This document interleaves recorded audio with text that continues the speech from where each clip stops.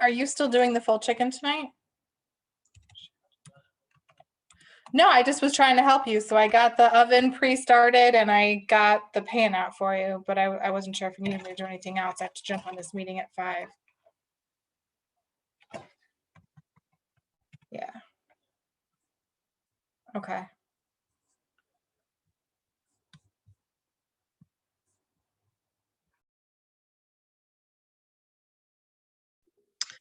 Oh, not again, Joe. Uh-oh. It's like Joe's frozen. Sorry, I if seem to you've be had freezing your- out if for a you- second. If you've had your second shot, just come to my house. Okay. Right. I will. I have. That's it. At least I can come and yell through the window. So hold on one second. I think I can fix this.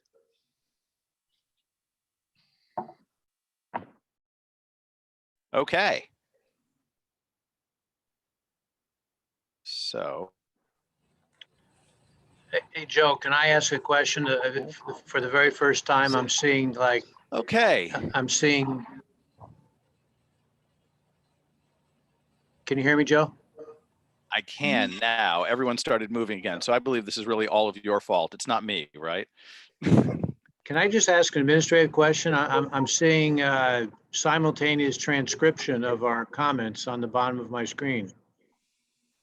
Sure. Ira, if you bring your cursor to the bottom, so you can see the commands on the right, you'll see live transcript. You click that, and then you can say hide it. Yeah, no, I'm seeing it right now, but I never knew that was.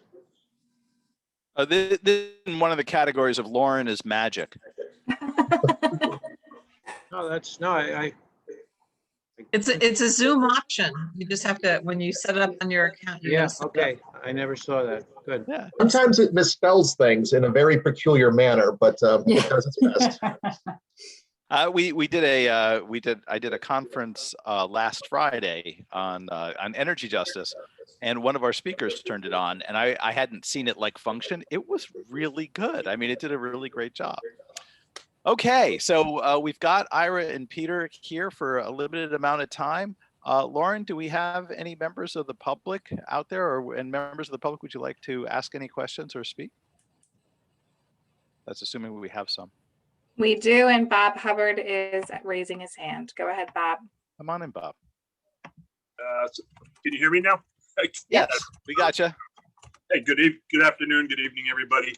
I know a couple of you, and you may know my name because I was on the government study committee prior to this committee. And I just thought I'd throw in my 2 cents on this because I read the minutes from the March meeting, and I think they're inconsistent with some of the findings from our committee and some of the salient points that were the majority position of the people on the committee, where I did not see those represented. So I felt it was important to kind of speak to that. Regarding, in particular, the town manager, I know there's other issues before your committee, but regarding the town manager, which was given quite a bit of consideration, and I will say that and I believe most of the members of the committee came in addressing that topic with a very open mind. But a lot of the discussion led the majority of us to reject the concept of a town manager for a variety of reasons. And I thought I'd like to point those out because in doing some of my research, both on the committee and after, there's quite a few towns approximately our size, some larger, some smaller, some in Connecticut, some Massachusetts, some in Arizona. But there's quite a few out there that have moved away from the town manager position for the most common reason is the lack of it being a representative government, the people not really having the voice that is presented. Which is a big concern of mine and some of the other members of the committee. And I know Bob Polito, who I have a tremendous amount of respect for, he spoke to how he still feels personally that he feels that it's the right thing. But after a pretty thorough study of that, the idea was still rejected. And it kept coming up. It came up in our final presentation. I don't know why the final presentation spent so much time addressing something that we actually rejected, but it did. And so here we are. And I see it's still coming up again. And I've heard a lot of fairly sound arguments for it. But at the end of the day, my biggest concern, and the concern I think I can speak for at least some of the members of that committee, was that when you move away from a representative government, that is perilous to our structure of government. We are a republic. We're a representative government. And that is the cornerstone of how we are structured. There was some discussion that it would remove politics from the process. And that really came down to being rejected because whoever is the presiding party at that time, regardless of who it is, basically gets to appoint who is going to be the leader of the town, if you will, or have significant fiduciary responsibility over the taxpayers' dollars for an appointed amount of time. And they said, well, that will remove politics. Well, I posit that that is not the case. I posit that that will actually develop a certain level of resentment, as actually has been seen in some of the other case studies that are out there and available, open source on the internet. They have moved away from that because of the lack of representation. And also then what happens is, in the event of a problem with that particular appointee, which is typically on a contractual basis, it's very difficult to remove them without significant and costly litigation. There is a case even in, I believe it's Millbury, Massachusetts, where the town manager had to be removed for cause. They didn't really get in. What I did not see is the exact the reasons for the cause, but the government kept from the taxpayers and the voters what the actual settlement amount was, and it was, which suggests that it's a lot. And when we start having to hide the contractual obligations and the payments and in a separation agreement, that doesn't form a lot of trust between the voters and our town leadership. At the end of the day, having a person accountable to the voters by way of votes is significant. I mean, it's the foundation of what we are, and having appointed leadership is perilous. I have a real problem with that. That being said, there was also quite a bit of discussion about attracting quality candidates, because it's a difficult position, and it's very demanding. And there's discussion about term limits, not term limits, but the length of a term. Even in talking with Tom and various other people that have held selectman positions or mayor or what have you, a 2-year term is very aggressive. Now, that being said, I've heard from even some of you that the 2-year term allows us to sort of get people in or out. I've heard arguments to say, well, that's if somebody's not working out, we get them out earlier than having to wait 4 years. But I've also heard that the burden of a campaign is tremendous, and to go through it every 2 years puts a burden on the person who should be focused on running the town. We don't really get a good, my personal opinion is we don't really get a good lens or an optic on how that person is going to perform in short 2 years. I look at poor Peggy right now, having come in with the pandemic on her plate. There's pluses and minuses all over the place. We're basically doing the right thing, and that's not my point of this discussion. But it's very difficult to get a clear optic on their performance. But it's coming on a larger scale, though. I have a tremendous concern about a board of say the Board of Selectmen or an RTM type of government appointing somebody who has the of any position like this, because it's akin to our Congress picking the president when you look at it on a grander scale. This is how socialism starts. It is not healthy to remove the voice of the people. Whether the people make a mistake or not, they are accountable for their vote. They are accountable for their voice. And if they could have picked somebody else, well, shame on them, but we cannot remove the voice of the people. That is just critical. It is a cornerstone of what our government is. Then another topic that came up frequently was the concept of pay, because if you want to attract good people, you have to pay them. And a town manager, there was discussion about having a higher salary for the town manager over the position of first select person. I posit to just pay the first select person more. You will attract, a larger candidate pool to get qualified, experienced leaders who understand organizational and behavioral management to come in and run an organization when they are at great, putting a potential career on hold for just a potential just only 2 years, and they oftentimes have to dip into their own pockets to run things. You're going to get either an elitist group or you're not going to get the qualified candidates. I posit that what we should probably do is, from my perspective, and this is not the perspective of the committee that I was served on, but we should probably pay our first select person more, give them more time in office, let the people vote. I've had some discussions with a number of people not on the meeting tonight about the idea of an RTM and representation. And I go on to posit also that most people I talk to in our town don't even know who all the names of our Board of Selectmen.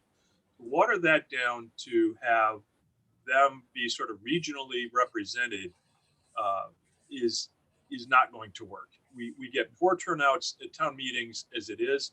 I've had many discussions with Bruce Wilson about this, that people really don't come out unless they're upset about something. Bottom line is, we're not seeing that people are really upset about anything in the town. Could we tweak things a little bit to make things run smoother as technology and systems improve? Yes, but to make a sweeping change to take the vote away from the people, which in a sense really empowers one specific party and develops resentment. We have enough division in our country right now. And I think that would be a very big mistake. And I'm seeing, as I say, I'm looking on my second screen here, I've got half a dozen towns. I just did a quick search again before I got on this meeting, but I'm seeing in Enfield, there's a big petition to remove the position of town office. I'm seeing Duncan, Arizona. I mean, I'm just finding Gorham. Stratford is one that has moved away from the just in our backyard.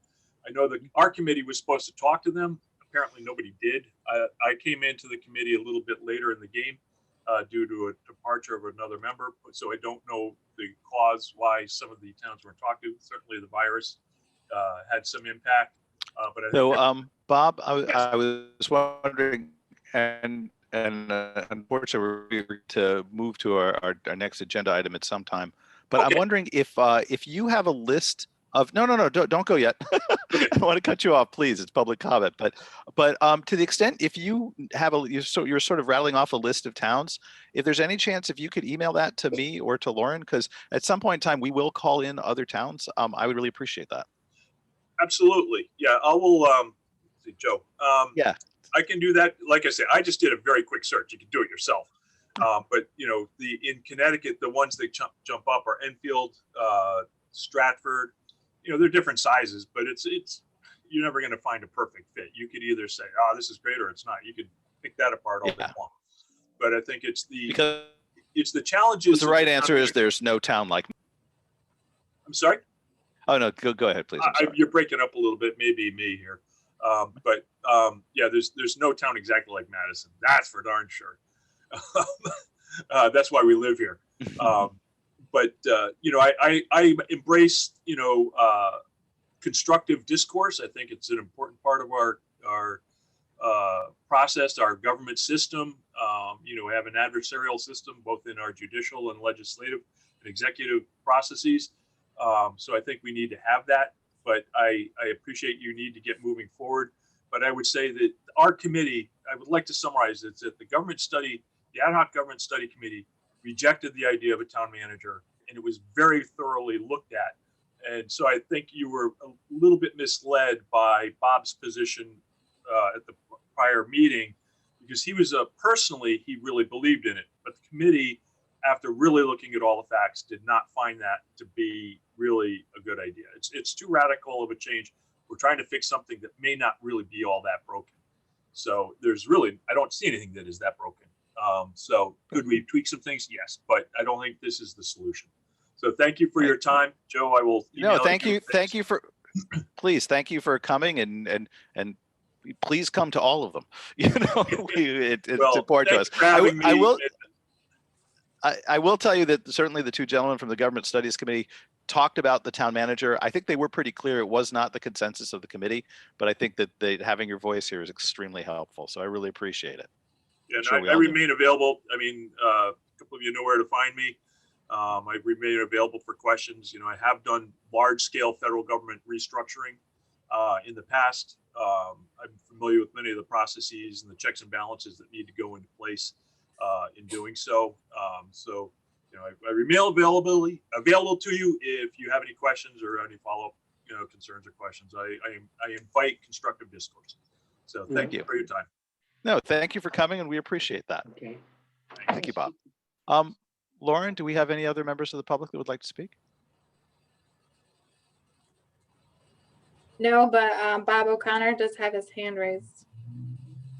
Okay, I just had a quick question. Bob, did your committee, it seems to me that, would you favor electing the superintendent of schools using the same logic?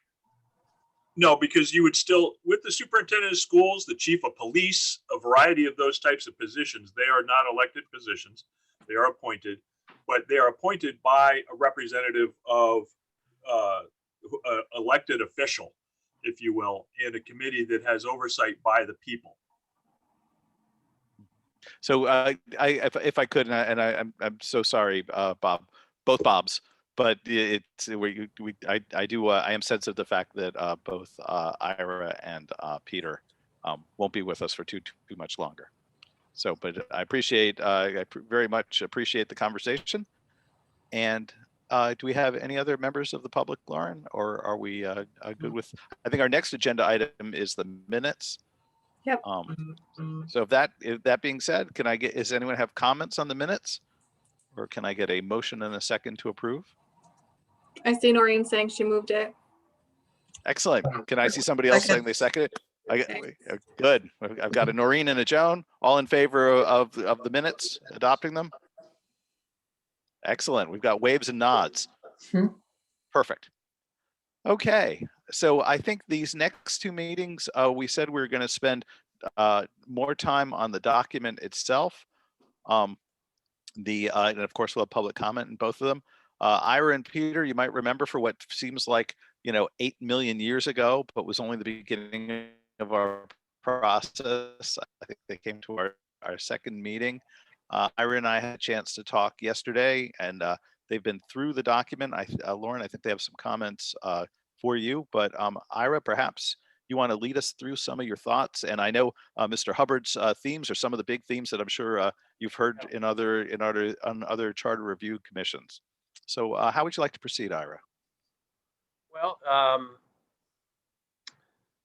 I'm sensitive to the time issue, not my time. I'm not committed to ending at 6 o'clock or any particular hour. So we routinely go to midnight here at the Charter Review Commission. Well, we're the hardest working Charter Review Commission in the state. Most people would agree that. We're going to put that in the charter that there are no 12 o'clock midnight meetings. That's the first. Yeah, that's the first. The zoners would be happy. Yeah, I know. So I want to be efficient, and I did have a chance to speak to Joe yesterday, and I've spoken to him every few weeks, let's say, to try to get some update. I know kind of where you are, and some technical things are being changed. So I don't want to go all the way back. I mean, Pete and I have spent some time, each of us separately, and we've discussed together going through the charter, and we've just picked out a variety of things. It's actually, quite a few things ranging from, very, very small things, smallish things like, why do you mandate that the Board of Selectmen meets twice a month? I can't imagine why you would require that. Maybe they want to meet once a month. That's a small thing. And there's some things like that. Why 6 members to the Board of Finance? That's an even number. I think you ought to have an uneven number so you can vote and move on with your business. That's a smallish kind of thing. If I could, as a Board of Finance chair, I wholly endorse that idea, because like I'm every just Board of trying Finance to. chair, periodically we deadlock. I know Joe had asked me if I could outline some of the small things, but that was late yesterday, and unfortunately, I outlined in writing, and I didn't get a chance to do that. So, and I can go through those, but just to some sort of overview, I think the key questions that I saw are some were raised by Bob Hubbard that we just heard, and Joe, you've mentioned some of the things about town manager, et cetera, et cetera. So the bigger issues, it seems to me, are what to do about town manager versus first selectman. Neither Pete nor I have worked directly with a town manager form of government. Pete did some research. We can share it with you. There are 33, I was surprised, town manager type of government in Connecticut out of 169 towns, I guess. That's more than I thought. I haven't worked with them, and that does strike me, as Bob said, as a very radical kind of thing to do. If you think everything is broken and you want to kind of break it down and start from scratch, then maybe consider it. But it seems to me that perhaps more can be accomplished by extending the term of the first selectman to 4 years. I feel strongly, I'll say, that would be something that would be important for a town the size of Madison.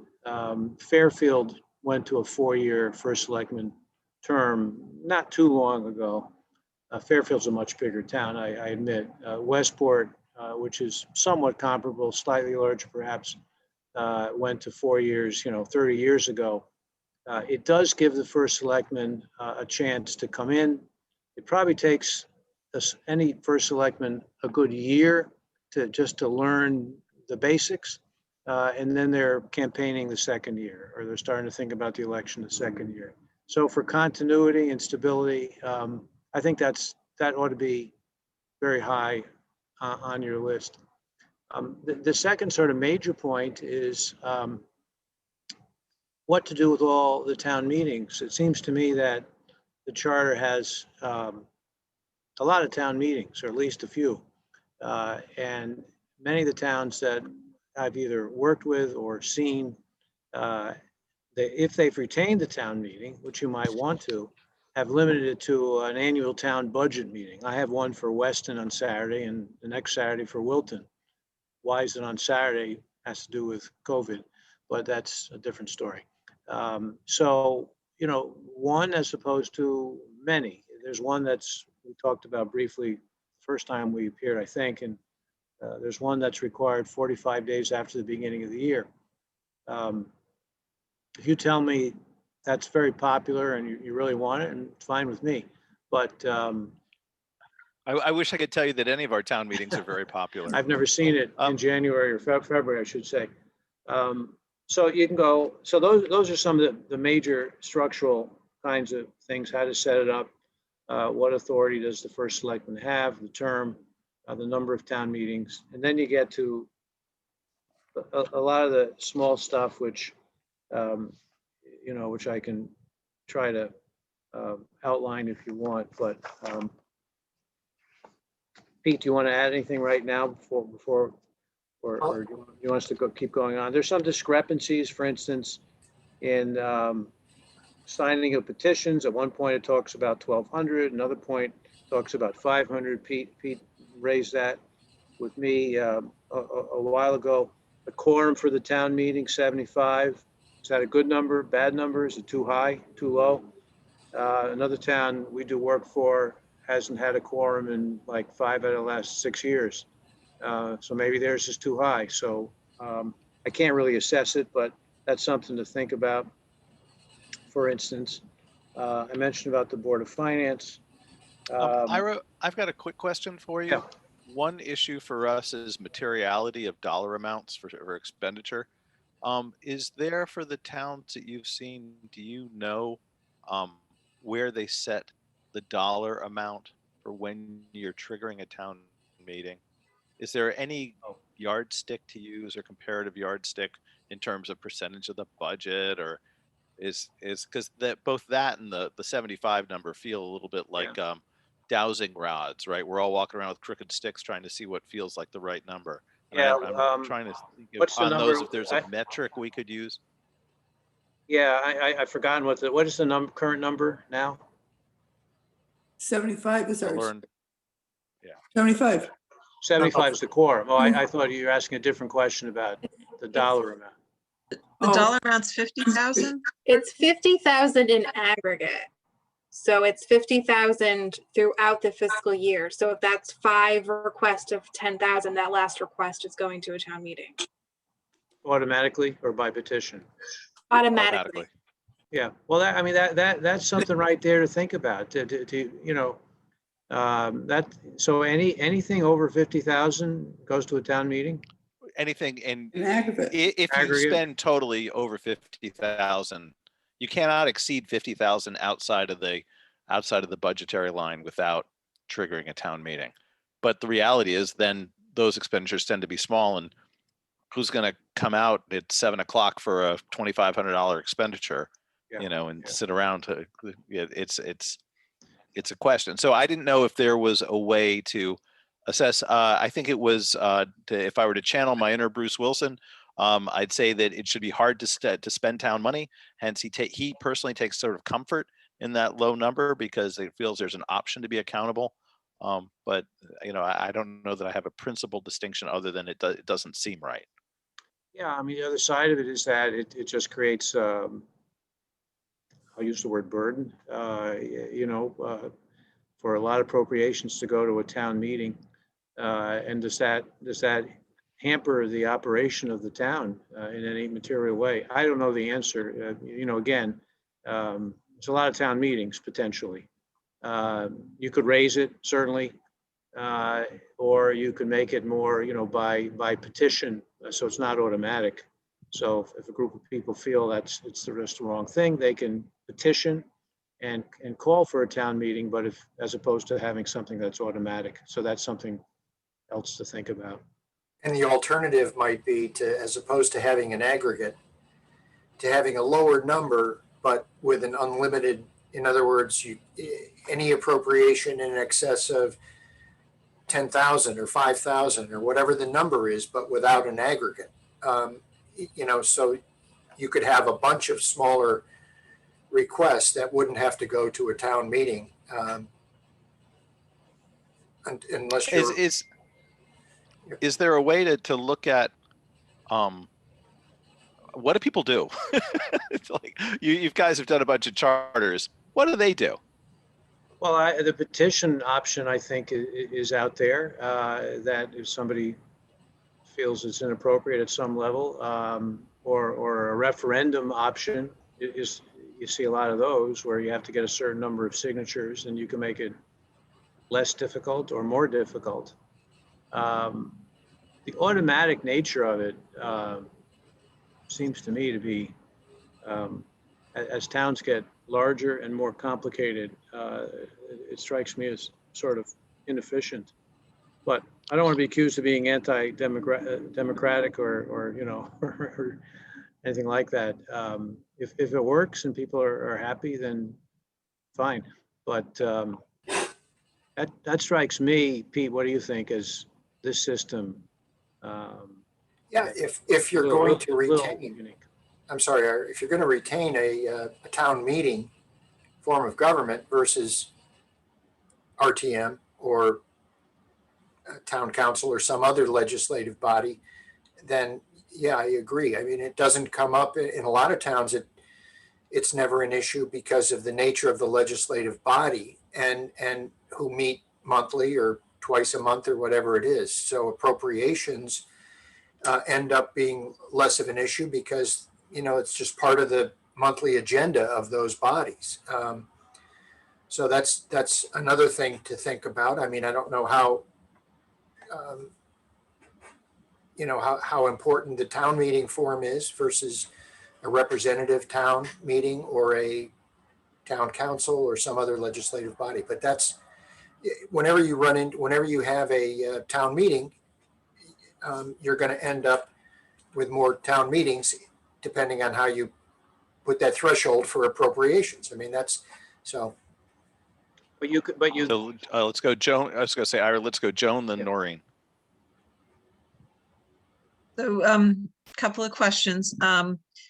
First of all, as far as have you seen anyone like base it on a percentage of the budget? Anything over a certain percent would then trigger a town meeting, or you could petition for a town meeting at that point. I haven't. Okay. I don't know if I have not. yeah, no, I think I've seen more dollar amounts, and then periodically the dollar gets changed perhaps as charters get updated. Reviewed. Okay. And secondly, could you just give us a list of the appointed boards and commissions that are required to be in a charter per state statute, if there are any? And then you don't have to do it tonight. If that could be something that could be sent to the group, because we're going to be looking at that area Yeah, in sure. detail. Obviously, Excellent point. some boards and commissions can be either appointed or elected, like planning and zoning. Right. No, I know, but the question is, do we need to have a zoning commission within our charter? Right. Or could We it can just have a be an zoning commission. ordinance? What has to be? I mean, we probably want one because you wouldn't want to have people getting fancy ideas. Well, yeah, I mean, But- a lot of them say there shall be a planning and zoning commission, you know, with authority as set forth in the general statutes. Or sometimes you'll see the word, there shall be an appointed planning and zoning commission, or there shall be an elected, because there are both. And sometimes it'll define the terms and things like that. But The- if the we do powers- that in an ordinance rather than in the charter, can that be done? Yeah. That was kind of my point. We're trying to, as What Joe would be the likes to bare say, what minimum? has to be charterized versus what can be, say, in our ordinances, which created these Yeah. to begin with. Well, it strikes me, though, using the planning and zoning example, that goes to the heart of your governmental structure. You know, is it elected or appointed? So it strikes me as entirely appropriate. I don't know if it's absolutely necessary, but entirely appropriate to put in a charter, put in the charter. You want to define your governmental structure. It's the Bible of your Yeah. government. And so whether it's elected, appointed, how many members. But then 7. once you want to establish another commission or committee, you have to then change the charter. So for instance, we have a coastal resiliency committee that was created by ordinance. Should that then be added to the charter on the next review? We have a landscape committee that's in the charter that hasn't met since the people that were on it, you know, so there's the process of evolving committees and commissions. You that don't we'd have like to, to kind of, yeah. I'm sorry, I didn't mean to. that we'd like to make sure isn't, I you would- know, going against a charter versus, and like sometimes it says there's X number of people, and now all of a sudden we've expanded that committee. We're actually going against our own charter by expanding the committee. Yeah, if I could boxcar right after Joan's comment, the conversation I think she's reflecting is there are committees and there are committees. Yeah. So which are the ones that are the committees that really should be in our charter, so we could, if we wanted to bare bones it, and leave the rest up for flexibility, not so much as a legal requirement, but like the zoners, ZBA, inland wetlands, what are the ones that really should be there, and what are the ones that the selectmen can deal with the structure. And then after this answer, Noreen's next. Yeah, well, that we can tell you. And That would be that's helpful. kind of, that's what I was going to try to articulate, that the main ones, the most important ones, I think should be listed. Size, et cetera, elected, appointed, and, kind of like the permanent standing type committees, boards. And then you give Yeah. either the selectmen or some probably selectmen authority to appoint other committees as necessary. Yeah, we've got a lot of permanent standing. That's the thing. Hmm. We've got a lot. Yeah, well, the Westport Charter, there has a page where they're just all listed. Okay. Go ahead, Noreen. Yes, I've got a couple questions, but I just wanted to remark about what Joan brought up.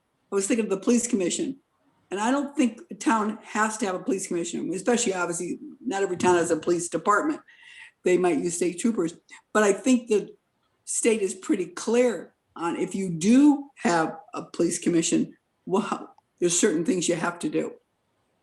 And by state law, but you're not required to have a police commission. I'm almost sure unless that's changed. Yeah. Anyway, but that's a pretty important one. But anyway, couple things you brought up. And Peter, it's nice to meet you. And Ira, I don't know if you remember me. I was on the board when we brought you and Floyd in, and you've done a great job for us. So thank you. I do. Yes, thank you. One of the things you brought up was the 4-year terms for the selectmen. And how does it work with the rest of the selectmen? Is it all right now what we have with the board of selectmen only? None of the other boards are like this. All 5 get off and on at the same time. And so do you see that if the selectmen have 4-year terms, are they all together, or are they, they rotate for some continuity? Could you get us some information on that, on how that works?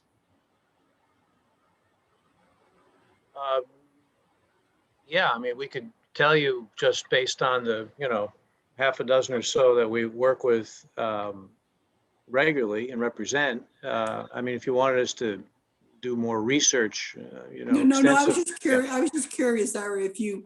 Yeah, what's kind of the goal of the stand? I think it varies on the size. In Westport and New Canaan, there are 3-person boards of selectmen. And in Westport, the first selectman and the second select person run as a team, and they get elected as a team. That's not always the case in other towns. And then the third select person is the losing first selectman candidate. So they're on the same 4-year cycle. So there. I'm sorry. I didn't Just know as that. that's one example. In New Canaan, just in New Canaan, I'm just out of memory. New Canaan has 3 people also. They run separate. They run separately, so they're not. It's not a team, first and second, and sort of like the top people win. 3 out of the top 4 kind of thing. So, but they're on the same. They are on the same cycle. They're on the same cycle. Yeah. Okay, that's what I. Now, I think Wilton, which has 5 people, they are on a different cycle. I'm fairly sure. Guilford used to have 3 and actually was working with us. They came to us because they were having problems with quorums. And like if someone who was in meeting with the first selectman, one of the other selectmen came into town hall and would have liked to join the meeting, they couldn't walk in. And so that was one of the reasons they went to 5. Just the whole idea. Wilton has 5. They have certain legislative functions assigned to the 5-person board of selectmen, and they have certain authority to make appropriations. They have preserved their town meeting, but it's largely limited to the annual town meeting, which I referred to earlier, which is going to be on Saturday, the 24th or the 30th. So there is a petition mechanism, but it's not so easy. So that may be something to take a look at to see if that is some compromise. They still have a first select woman, and it works pretty well. Ira, that was actually my second question. If they have this one town meeting, what if something comes up like, the state has to cut back on some funding and decides to, cut them by $1 million in the middle of the year? They call a meeting for that. Wouldn't they call a meeting to take action on what to do? I mean, this one time per Yeah. year, are there exceptions? Yeah, no, though, there's a petitioning process to have additional town meetings, but they don't occur too often. So they, as they do these special appropriation or line item transfers, the two boards, just 3 boards. The boards Just generally do do it. it, yeah. Okay. And All right. I believe there's a petition process still, but you don't see it utilized too often. So, Yeah. it's some compromise. It keeps the town meeting. It vests a lot of authority in a 5-person board of selectmen. There still is a first select woman who has certain, CEO type authority. Mm. I think it's a comparable sized town also. It works pretty well. And my final question is something you haven't brought up, but for several years now, and I'm going back to that, I remember like 07, 08, we started talking about some sort of town administrator, like a, sort of a, you'd have the board of selectmen. This is not a town manager, but this would be the continuity, and Yep. It would be the person really involved with overall. We tried pieces of it. We at one point had a tax collector who became oversaw assessors, town clerk, register of voters, which actually wasn't. That's under the state, but so they had pieces of it. But we had ideas to do this, and somehow or other, none of us know how this happened. The referee, it's referred to in the budget, in the charter, but where you're told to look is not in the charter anymore.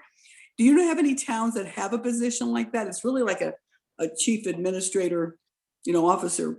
Yeah, like a chief in operating lieu of- officer almost. Yeah. Exactly, Joe. Yes. Thank you. Yes. Yes. Yes. It's different than a town manager form of government, which doesn't have basically a first selectman or a mayor.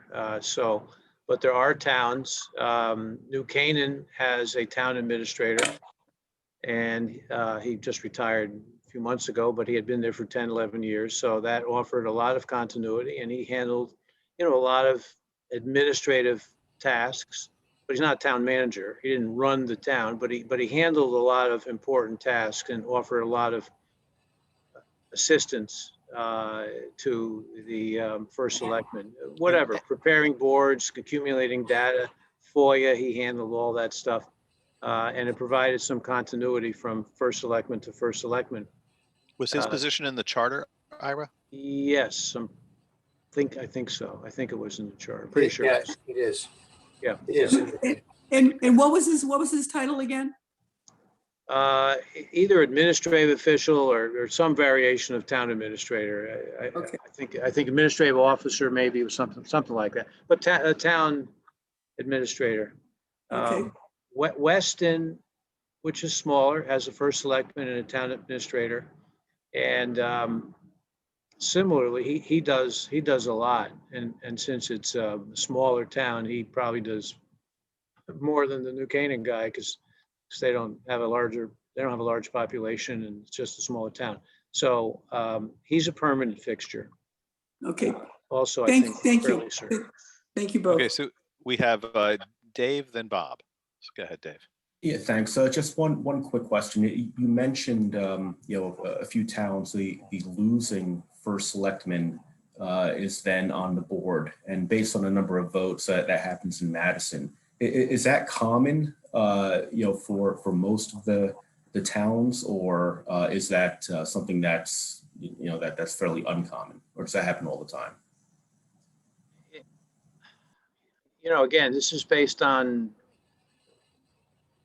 our handful of towns and then, over the years going to other towns for different projects, et cetera. It seems fairly common. The loser goes on in New Canaan as the third person in Westport. Wilton's a little different because they have 5.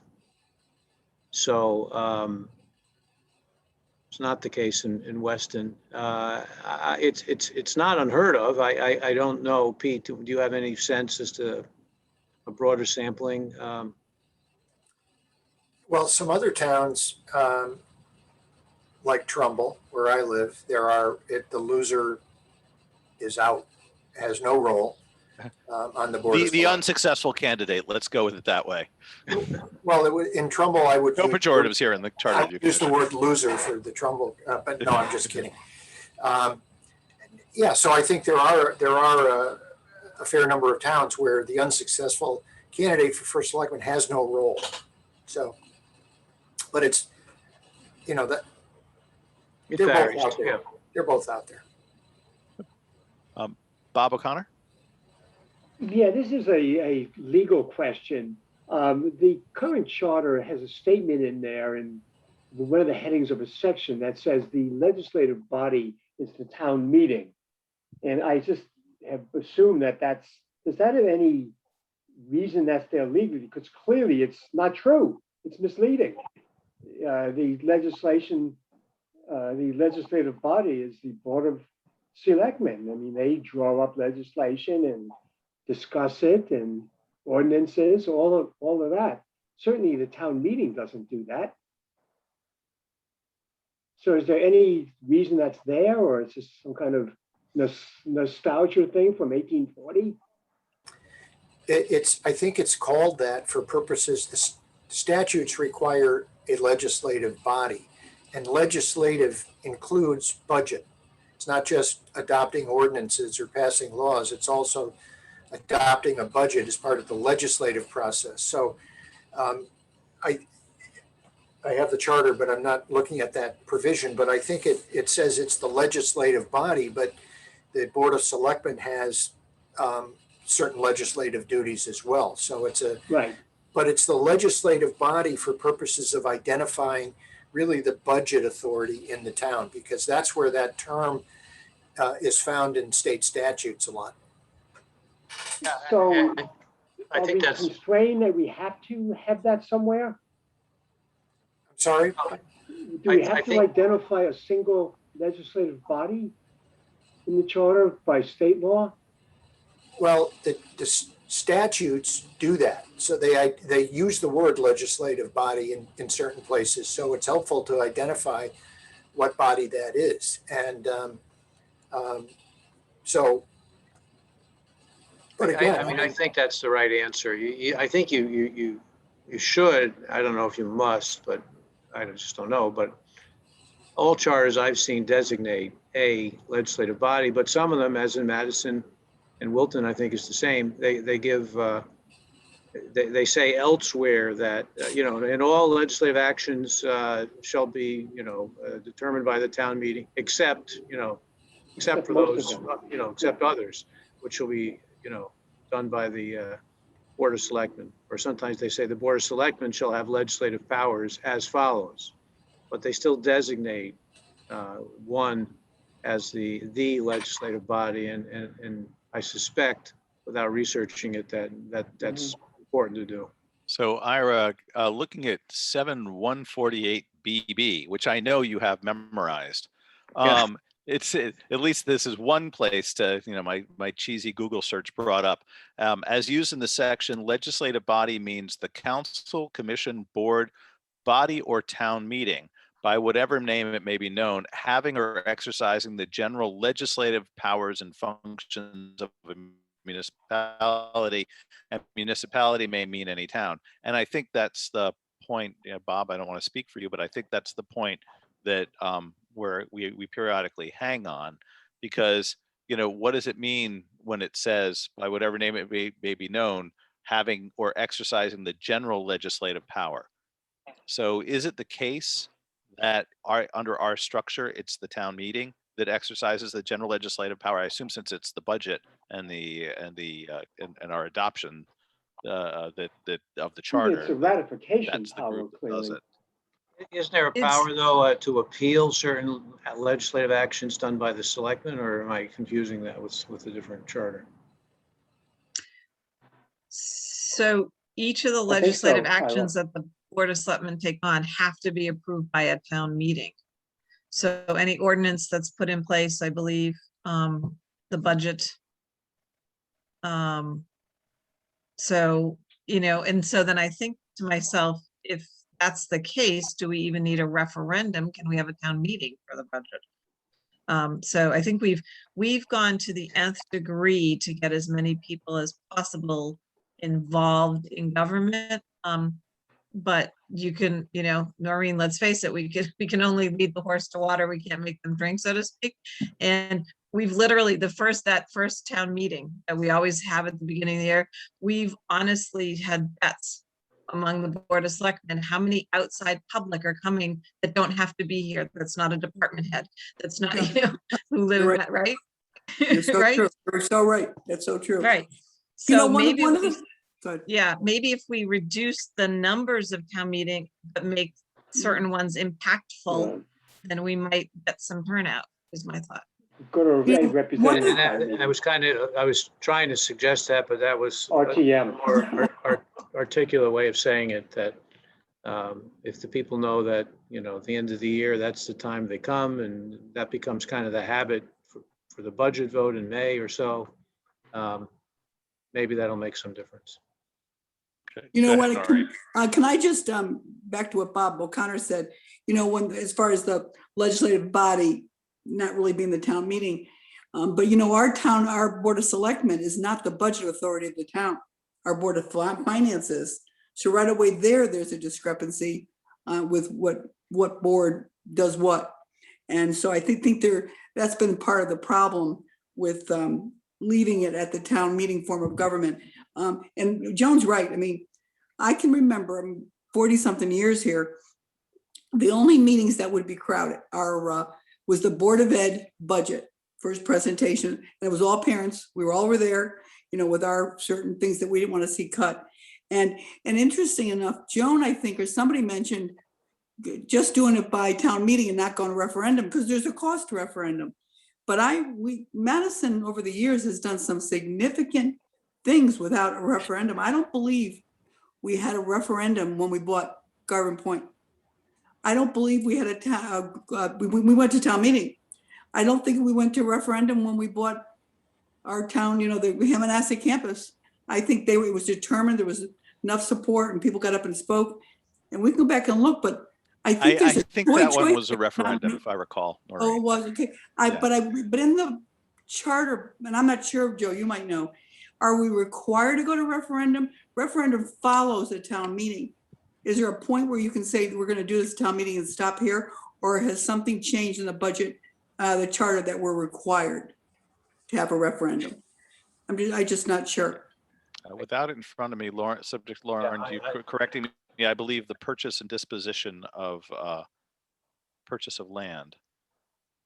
Because it's referendums are costly. I think they're like, $20,000 or something. I've been a while, Joe, but isn't that kind of like where it is? $15,000 to $20,000 to run a referendum? Yeah, it was about 8 to 9 about X number of years ago. So I would imagine you're in the 15 range. Yeah. Well, that's why, number one, the referendum machine vote, I think you're talking about, right?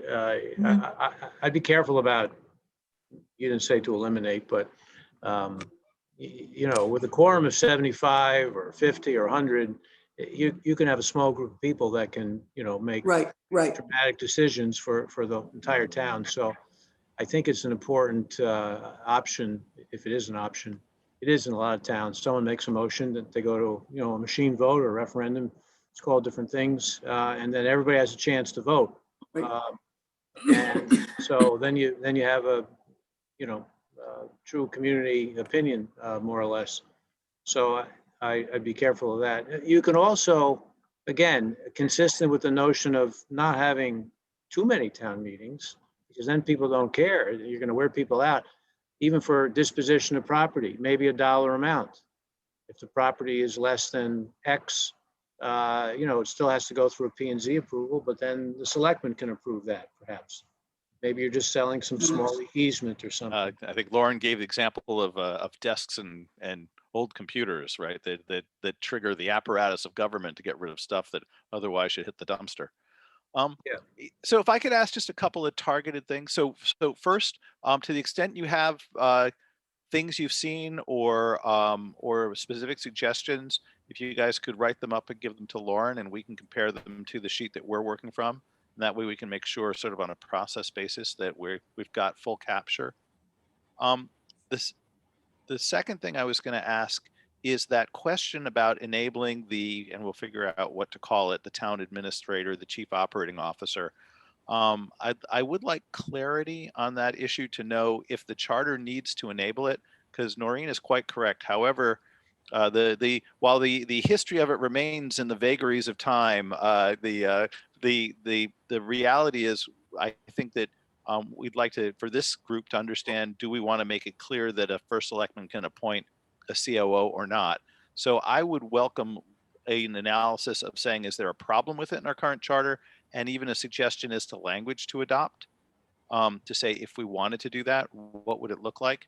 And then the next question I've got is, as we go to the town manager, it strikes me, and please, commission chime in, but it strikes me the decision is sort of, tripartite. Should the charter say, no, thou shalt not have that, or just not enable it? Should the charter enable it upon some apparatus, so that it's up to the town if they wanted to hold a referendum on it at some point in time? Is the charter in the way, or should the charter recommend it? Right? Those strike me as the three things to do, and I don't know what the language would look like. So, for instance, if we wanted to put a provision into the charter fixing, I think, some of the errant Brigadoon-like sections that disappeared and didn't reemerge, what would we say? So if we wanted to make it so that if the town chose that they wanted a town manager, but the charter's not in the way, that they could. So what would that enabling language look like? So And can I that's one of just the questions I had. clarify Go ahead. one thing? I think you're meaning Please. town administrator, not town manager, because town manager is a form of government. So I am meaning town manager in terms of the change over town manager form of government.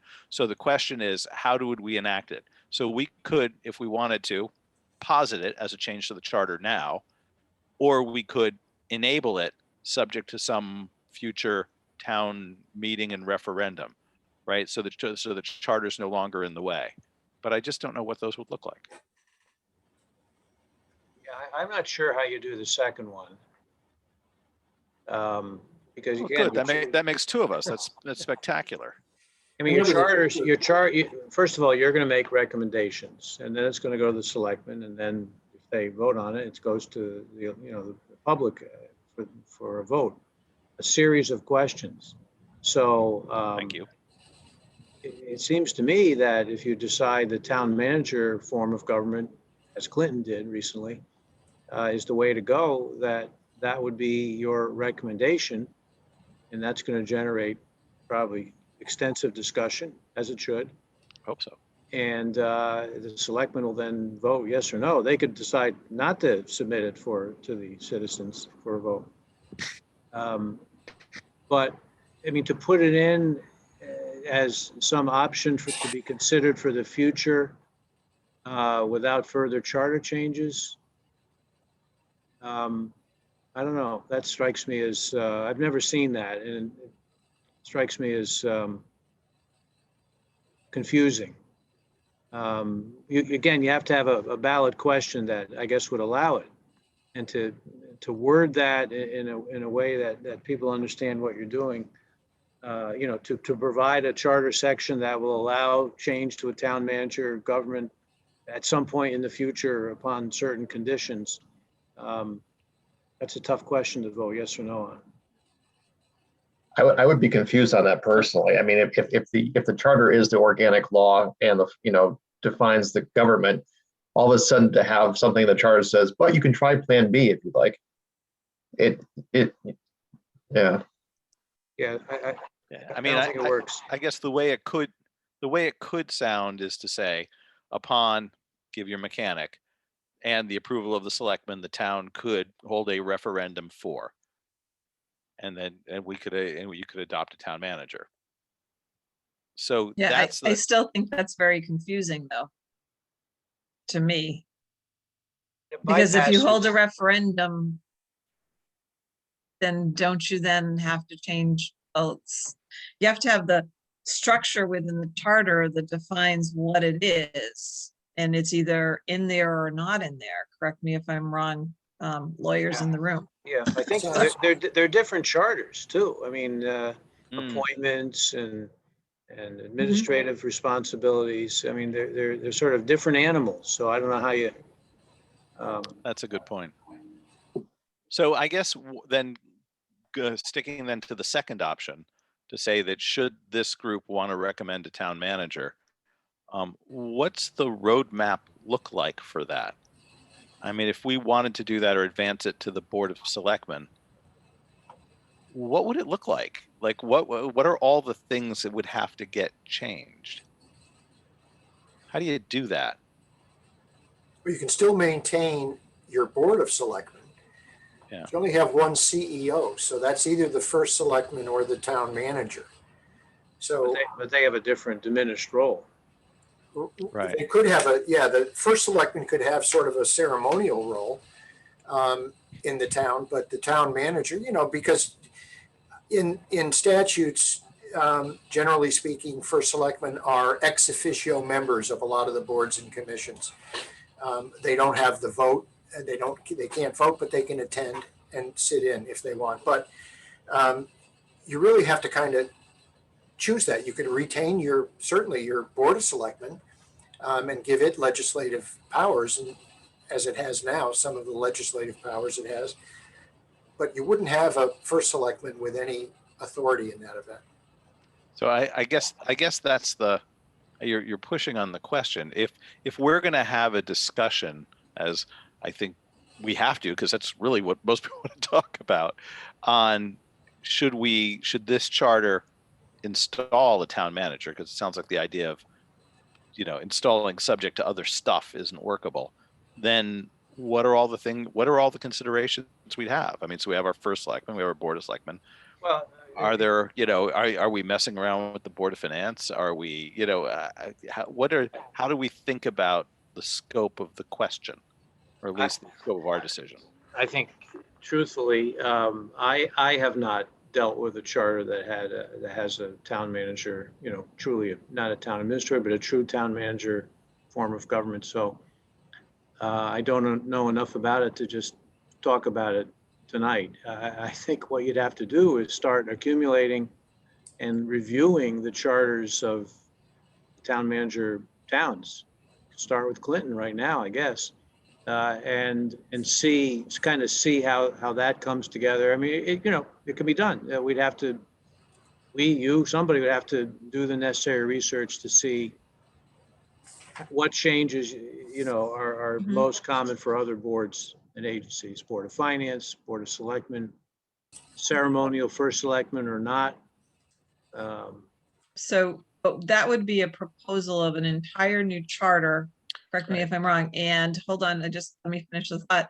And if it goes down, we're still with the charter that's full of holes and errors, correct? No, because I mean, because you do have to create a charter that supports a town manager form of government. And you can't say, can you have this charter or do you want that charter? I thought that was a no, but if that's a yes, then okay, that's one way to do it.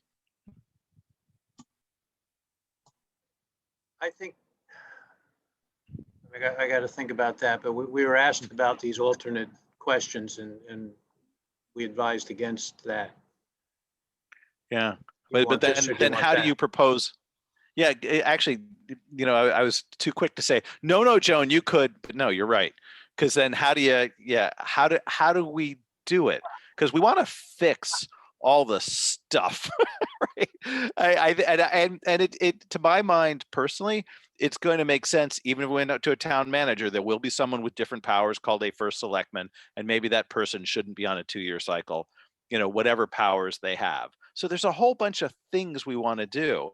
And should this commission want to advance a town manager, how do we not have, well, frankly, I mean, have you done the research to see how it works and how successful? And I remember, I haven't. I mean, I heard Bob earlier say some towns are getting out of the town manager. I mean, he says it, I'm sure that's true, but I haven't done any No, ask me we're to. still, our next, research. But is this just a theoretical question, or is this a serious effort to change the basic structure of the town government in Madison? So Ira, I just have to ask one question, Go ahead, Matt. just to Sorry, back I see up your for a hand. second.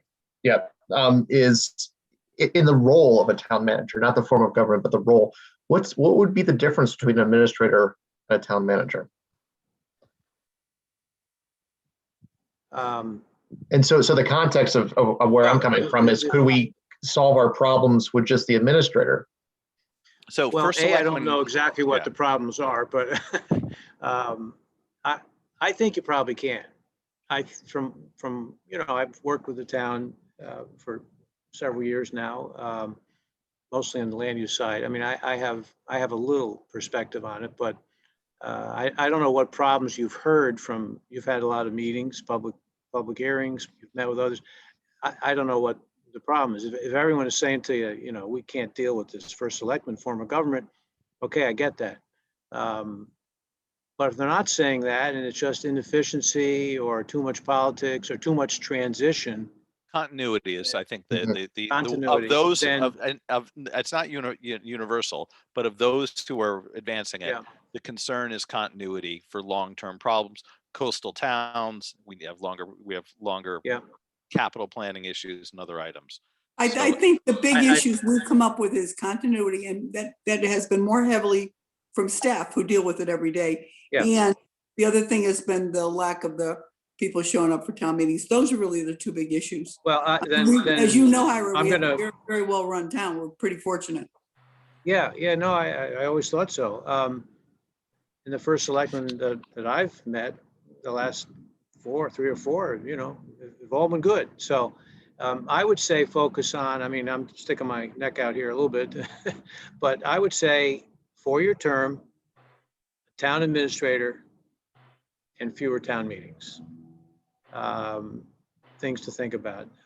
And to answer the question though, the town administrator, as I've seen it, is not the CEO for the town. It's a person who is designated in the charter with I mean, we can pull out the language, but someone who will assist in assist the first selectman, or maybe assist the board of selectmen in the operations of the town, and will handle certain administrative assignments, tasks as assigned. So the person is not in charge, doesn't make policy decisions, doesn't make personnel decisions, but just gets a lot of stuff done. It's really somebody who can efficiently help the first selectman and the board of selectmen, and help department heads. That's the way I've seen it work. You want something done, can I get this information? Can I get this background report? Or whatever. You can come up with countless examples. They call the town administrator. So if I could, I'm going to hop one thing, then Joan, then Bob. But to answer Matt's question, the town administrator would still be taking direction from the change of first selectman, as opposed to the town manager, who is on par or outlives them. I think so that's Joan, correct. Yeah. Joan, then Bob. In your experience, do the department heads report to the town administrator, or do they still report to the first select person? To the first selectman. First select person. Yeah. Go ahead, Bob. In my understanding from the literature is that it's the chief administrator is more like a chief operating officer, and it's a question of where a city manager, what they have in common is both jobs are supposed to be professional, nonpartisan, implementing policies set by the board of supervisors or selectmen or whatever. The difference is that the manager has more power more administrative discretion to move ahead and administer, including things like appointing the chief of police. Where I'm coming from is I live next to a town, State College, Pennsylvania, which is a classic city manager system or borough manager, where that was the job of the city manager.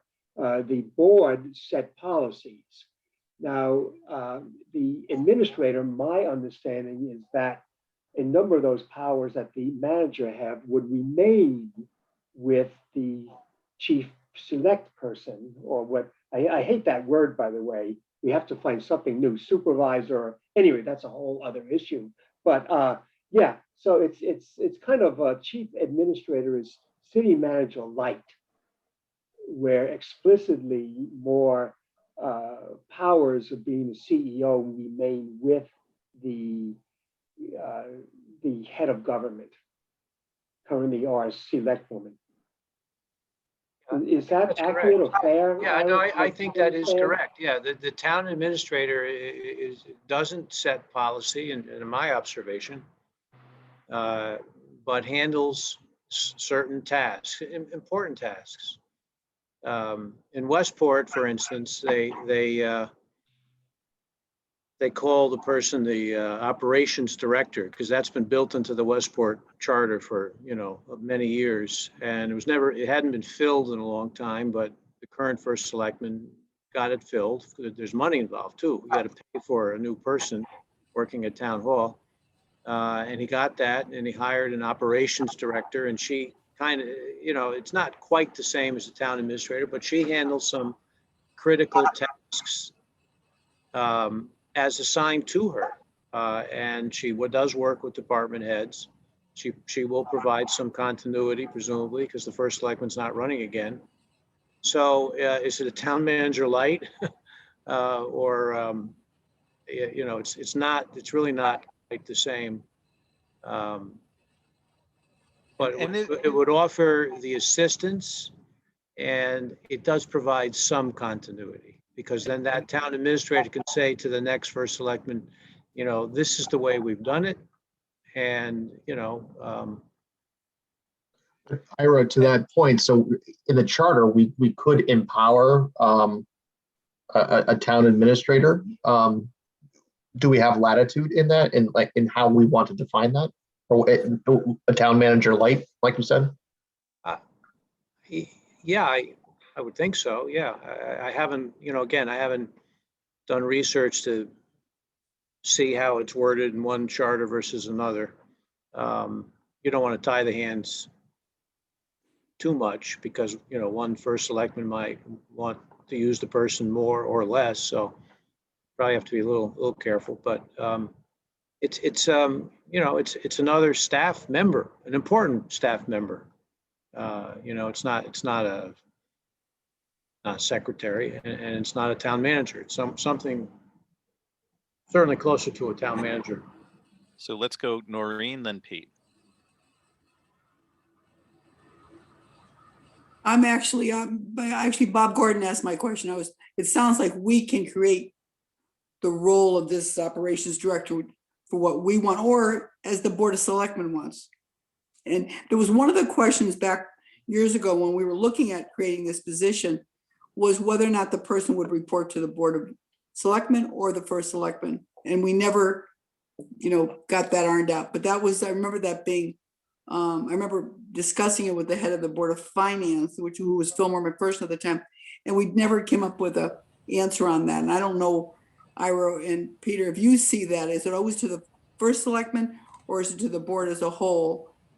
And the only other thing that you said that surprised me is, if we create this position, I'm sort of surprised that the department heads don't report to this person, or maybe we could do it that way. I would just think that would make sense anyway. But my whole question was whether or not who this person would report to, and do we have leeway, and do you know what other towns are doing? Yeah. Again, I'm telling you, this is based on a small sampling. It's possible that other towns have a town administrator who has direct reports. That's possible. I haven't researched that enough. I think whatever you do, you have to do that research. You have to see how it operates elsewhere, what these charter provisions say, accumulate some charters dealing from towns that have town administrators, see how it operates. Um, I could be wrong. In other towns, maybe they do report to the town administrator. I don't think that's the case in a town such as New Canaan, for instance. I'm quite sure it's not the case, but it could be in other cases. And I think you have discretion to define that kind of thing the way you want. Go ahead, Pete. Yeah, this is a little bit off topic. It has to do with town managers. The commission should know that there is another way statutorily to go to a town manager form of government without a charter revision. And that is it's in 7-98 it starts of the general statute. Title 7 is the municipal title for for municipal laws, but basically in any town where there's a board of finance, provided that there's been a town meeting that has authorized it in advance, a board of finance can recommend to the Board of Selectmen the appointment of a town manager. And there's an obligation that the form of government stays that way for a minimum of 3 years. But it's an alternative way to create a town manager form of government, even if it's not in the charter. And where is this? This is 7 what? 7-98 it starts. Huh. No kidding. But it's there. But my own view is that it's a very significant, I was almost going to say radical departure from what Madison and many other towns are doing. I'd be curious to know someday what the dialogue was like in Clinton, which is the most recent town to do it. But it's a serious step in the notion of having a town meeting, for 3 hours and make that decision and then send it to the Board of Finance. To me, that's almost irresponsible. Yeah, I'm not recommending it. I'm just No, you're just giving the facts, but I'm just saying that the commission that avenue exists. it's a big change to change your government like that. Well, I always said that from the standpoint of the Board of Finance, you could raise a lot of ruckus. I didn't realize the ruckus level was quite that high. Boy, this is just tragic. I didn't know that. Well, in some respects, from the standpoint of our commission, then that does simplify things. Like one of the concerns is, are we, because the charter only gets, reviewed every so often, are we then locking the town in? And the fact that there's a little escape valve which is, I think, under any stretch of the imagination, an extreme move. I can't help but notice, by the way they're using it in 7-98. If you look at the town manager, way they're talking about roads, bridge building, it almost looks like what they really are referring to. I'd be curious, is appointing a head combination finance and town engineer. I mean, this doesn't look at all like the full scope of running a complex town, and that would probably make sense. It almost looks like what this is taking over the functions of the Board of Finance. So if the Board of Finance, if our finance director is Stacy, if Stacy stopped replying to the Board of Finance, this looks like the Board of Finance can appoint someone in her place. I'm not 100% sure. Well, it's a more complicated. Really, the Board of Finance, the director of finance reports to the first selectman. Right. But this thing, and for some reason I'm unable to copy it into the chat. But it's somewhat surprising. So I don't know that it means what we think it means in our context. Joe, can I just add too, when Peter first brought it up, and the Board of Finance would make this recommendation, it almost seemed like they're telling the Board of Selectmen, you're not doing your job. We're going to recommend we bring somebody else in. That's my first reaction to a Board of Finance saying that to a Board of Selectmen. Yeah, this isn't recommending, this is removing. Oh, okay, I thought it was recommending. Okay. Well, No, even, no, even, this- even, It's even a worse. it's a radical approach to change your Radical, very. government. Yeah, yeah. You shouldn't have brought it up, is what I. No, what do you mean? I This is exciting. I put the link in it to the in the chat, the actual section.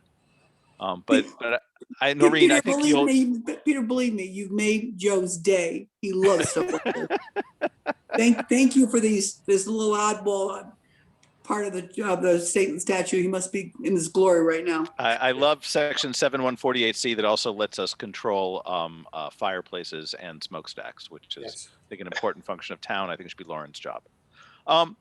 The keeping an eye on the time, because I recognize now we're into the fun stuff, but I might be the only one having fun. So I think then at least what I'm hearing from the commission, and please speak up, is, that first part, please give us your suggestions so we can cross-check them with what we refer to affectionately as the Lauren list, and make sure we're not missing anything. And then B, I think really pursuing this point on the chief operating officer, if you would give thought to enabling language for that, or whatever we want to call it, town administrator, as to what that would look like. So if we had language, then we could then discuss it and look at the scope of the position. And I'm so sorry, I can't remember whether it was Joan or Noreen saying, who reports to it.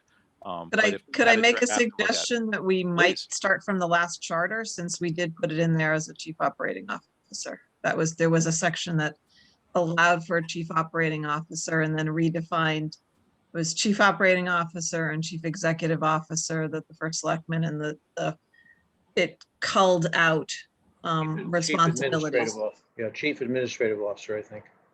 No, we called it chief operating officer in the one that we ended up going to. Yeah, I think that's the distinction between the charter you're looking at and the recommendation from the last commission. Okay. Lauren, would it be possible to give Ira that language to take a look over, although maybe Ira, you saw it before? Well, I can resend you the 2015. Yeah, you're going to have to, maybe we can do it tomorrow, but you're going to have to tell me what our assignments are. And I wasn't sure if you're talking to Lauren or you're talking to Pete and me. So I think to the extent you've done the review, as we talked about, if you could, either write up or highlight the sections of the charter for the things you'd like to see. I'd like to make sure that since you've read it and Lauren and the staff have read it, that when this commission reviews it, we're reviewing one thing with everybody's questions. Yeah, no, we can list the laundry list, I'll call it, of sections which either perfect we think need some addressing or at least some discussion. Like the quorum, maybe 75 is the right number. I don't really know. But that would be one example of, have you discussed it? Weston, for instance, has a higher quorum. I think it's around 125 or 130. They have not had a quorum at their town meetings for 5 out of the last 6 years. So I hate to be like, wow, they had one 6 years ago. That sounds great. So if you could also then, so Lauren will send you the 2015 language that Joan was referencing, the last charter proposal that didn't get adopted. And if you could perhaps look at that, and the errant chief administrative officer, which is the section I think that you're referring to, the language that goes nowhere.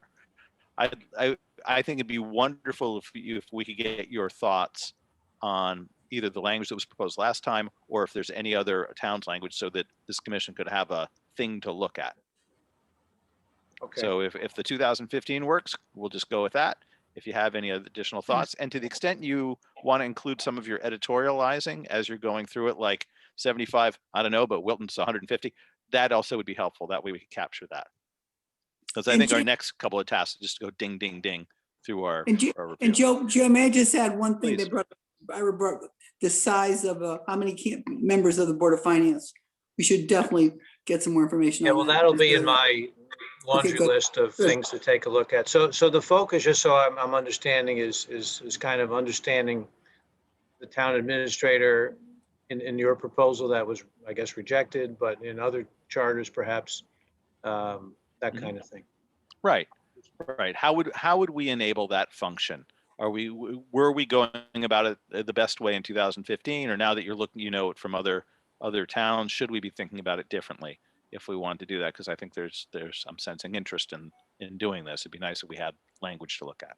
Okay, that sounds good. Or reviewed language. Go ahead, Joan. And real question, do you have a reference? Is there a place that we can look to see the salaries of other first selectmen? Because there's line item budgets, but it's salaries of, it's an office. A lot of the towns seem to accumulate that. I've seen over the years, whenever they're having their own discussion about it, I've seen, lists, here's from Fairfield County and et cetera. Right. Where do they get that? I think maybe CCM has it. Yeah, I think, Joan, I think Deb might actually have that because we just did that COLA for the current first selectman Oh, okay, cool. All right, so position. So we may already have that, and I'll ask her, and if not, I will go to CCM and get it. Yeah, Lauren, if I recall correctly, Stacy, I don't know where Stacy got it. When we did that in the Board of Finance, we made that big move. We had neighboring and comparative towns. I want to say she got it from CCM. Yeah, that was from CCM, and I believe we got a revised list just within the last couple of months from CCM. Yeah, I've never seen salaries in a charter. right. No, it's just a thought process that I'm kind of going through. Okay, sure. Yeah, because it was somewhat controversial to raise the salary last time. And it is no small joy to me that in some of our conversations we've had in meetings thus far in this commission, people say, well, it's really good. We raised the salary a few years ago. So, and don't forget, Pete and I always seem to be dealing with this, but it's in the state constitution that for a 4-year term for an elected official, you really have to raise it before the election in simple terms. Right. And then you could only give one increase for a 4-year term after 2 years have expired. May I just add one thing too? Madison, most of our neighbors around us also give a stipend or something to the rest of the Board of Selectmen. And Madison used to, and a study was done, I see Joan clapping, a study was done by a Board of Finance member and years ago. And nobody ever saw the report. We don't know, but I do know Madison's selectmen, the other 4 get nothing. Back in the 90s, we were getting, I think, $3,500, but Guilford each selectman gets $15,000 a year. Durham selectmen get several thousand. I don't know about Clinton now with town manager, but I think I know it's not in the charter, but as a group, we should really be discussing that because I think we brought it up one other time. It is something I think would make more people want to run. You have to go to everything. You're invited to every charity event in town. And you're buying tickets for everything. Yeah. When I went to look for the report, and I thought Al Goldberg was working on it with this other person, he goes, no, I kept asking. I never saw the report either. So no one ever saw this report, but we changed what we were doing based on it. This is years ago. So that's another thing that I hope as a selectman or the Board of Finance would take a look at. Noreen, we're compensated with the joy of service to our town, as we all are here on the Charter Review Commission. I think you can put in that, the first selectman shall be compensated, and describe how it happens. The Board of Finance will make a recommendation. That's in a lot of charters. I think you probably can say the second and third select people shall also receive a compensation as set forth, so it's in there that they'll get paid. It may be $1,000 a year, but they'll get something. That's right.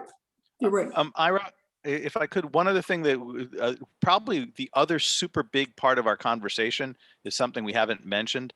We talked about it when you were I'm first. Listening. I just have to get a plug or I'm losing my power. Spend my life that way.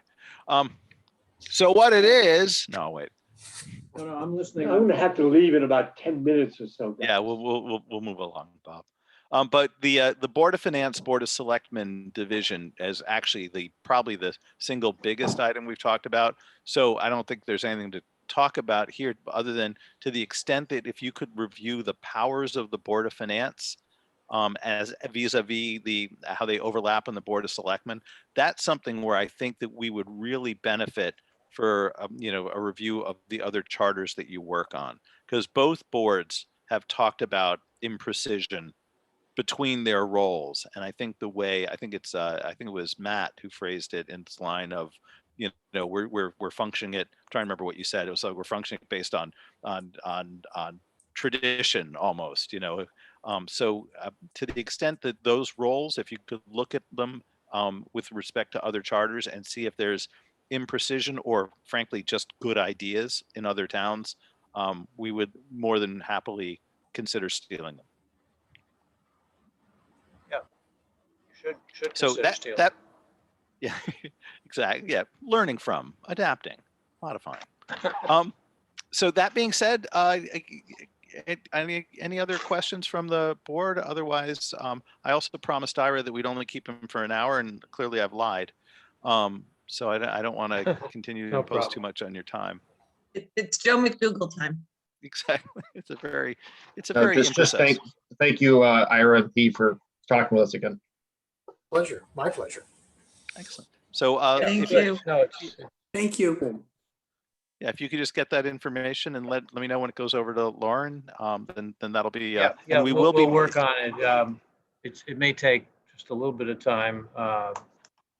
Well, if possible, if you could have some of it to her this week, we will meet again on this topic next week. I thought we're doing every 2 weeks now. I think we're meeting next week, and then we're going to review it. Am I right, Lauren?